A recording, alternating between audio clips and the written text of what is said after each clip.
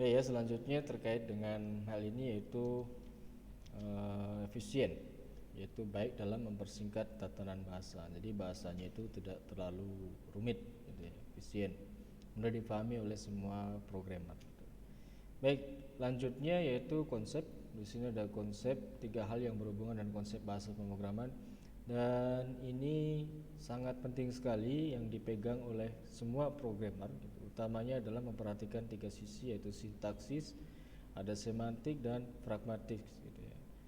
Sintaks mungkin kita bisa tahu bahwa semua kalimat bahasa, baik itu bahasa human maupun bahasa mesin, dia menggunakan sintaks, gitu ya. Pasti ada sintaksnya lah. Kadang-kadang Anda menemukan juga error sintaks. Apa sih sebenarnya gitu? Sintaks atau struktur bahasa. Dalam konsep bahasa Indonesia kita kenal dengan ada subjek, ada kata kerja, ada kata benda. Sama dengan bahasa pemrograman pun demikian. Sintaksis ya harus ada unsur subjek, predikat, objek, gitu ya. Sintaks, misalkan contohnya kalimatnya yaitu saya makan nasi misalkan. Nah, itu kan ada subjek, ada predikat, ada objek. Yang kedua semantik. Semantik ini adalah makna. Makna di dalam kalimat yang sudah disusun tadi akan bernilai benar atau salah, gitu ya. Ini lebih hubungannya dengan logik sebenarnya. Kalau di dalam bahasa pemrograman dikenal dengan istilah true dan false. Kalau dalam binarnya 1 dan 0, gitu ya. Jadi kira-kira makna gitu. Sebagai contoh tadi kalimat sintaksnya yaitu saya makan nasi misalkan. Secara sintaks telah memenuhi subjek, predikat dan objek. Nah, secara semantik atau maknanya pasti bernilai benar. Ya, kenapa ya? Karena saya pasti yang ngucapin saya juga pasti manusia. Manusia makan nasi misalkan. Saya makan nasi dan itu pasti bernilai benar. Misal saya rubah kalimat sintaksnya menjadi saya makan batu misalkan. Nah, secara sintaks betul masih ada unsur subjek, predikat, objek. Tetapi semantiknya atau maknanya sendiri nilainya false.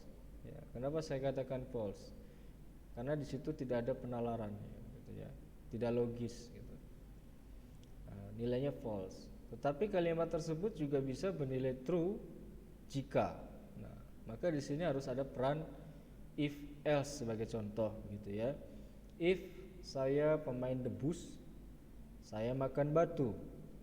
Else-nya mati pasti, gitu ya. Atau else-nya apa gitu, kalimat lain. Nah, itu bisa bernilai true gitu jika. Nah, ini kan dia menggunakan operator gitu ya. Yang ketiga adalah pragmatis. Pragmatis di sini maksudnya adalah hubungannya dengan efisiensi tadi, gitu ya. Jadi kalimatnya nggak bertele-tele gitu. Jadi kalimatnya itu singkat, padat dan jelas. Dalam bahasa pemrograman juga demikian. Sebenarnya pengaruhnya apa jika pragmatis ini tidak diperhatikan? Maka Anda akan menemui sebuah aplikasi yang loadingnya lama sekali atau memakan RAM terlalu banyak gitu. Itu disebabkan salah satunya adalah kalimat bahasa pemrograman yang dibuat kurang pragmatis, kurang efisien gitu ya. Kira-kira seperti itu. Nah, tiga hal konsep inilah yang harus dipegang untuk menggunakan analogi bahasa yang biasa kita pakai sehari-hari. Tapi dalam bahasa pemrograman tiga hal ini juga dipakai, sama-sama penting.